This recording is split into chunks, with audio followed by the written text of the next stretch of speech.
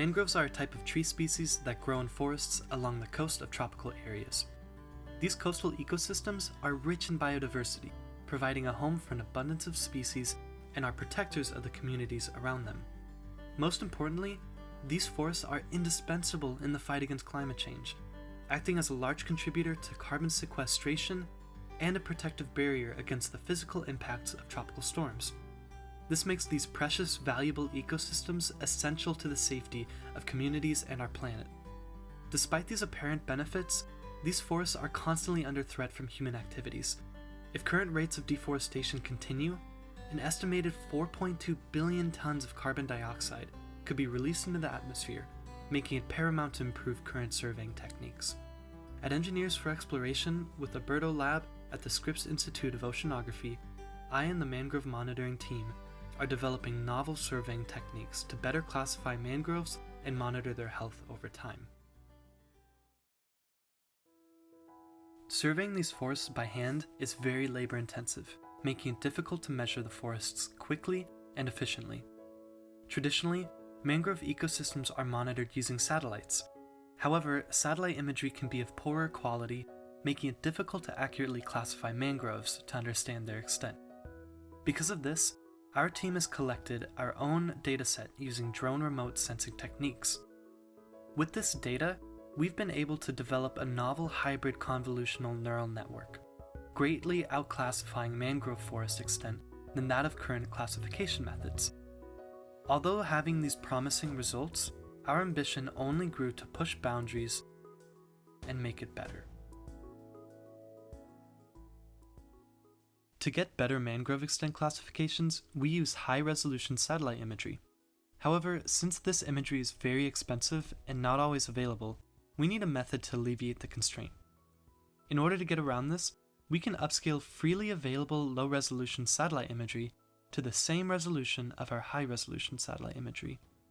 This can be done using a super-resolution network. In our case, we used SRCNN and a custom convolutional autoencoder-based model. We will go over the semantic segmentation in a moment. So as you can see, this performed pretty well. However, when compiled into a mosaic, you can see there are some issues at the edges of each tile. Since our dataset is relatively small at satellite resolutions, there was the issue of overtraining as well. Once we super-resolve low-resolution satellite imagery from 10-meter resolution to 3-meter resolution, we can use a modified UNet, which is an image segmentation network, to classify single pixels between mangrove and non-mangrove. Using this network, we can get higher resolution classifications using lower resolution images, with some disadvantages due to current methods. We were able to capture the overall shape of mangroves using the UNet. However, since the UNet has less information at the edges of the images and our dataset is small compared to the network size, we had some issues in terms of classification. To further improve classification, we looked to find better models for image upscaling. One model we implemented was the Enhanced Deep Residual Network for Super Resolution, or EDSR. This model is optimized by removing unnecessary modules in conventional residual networks, and by expanding the model size while we stabilize the training procedure. Another model we looked at was the Wide Activation Deep Residual Network for Super Resolution, or WDSR. This model exhibits strengths in super resolution by having wider features before ReLU activation.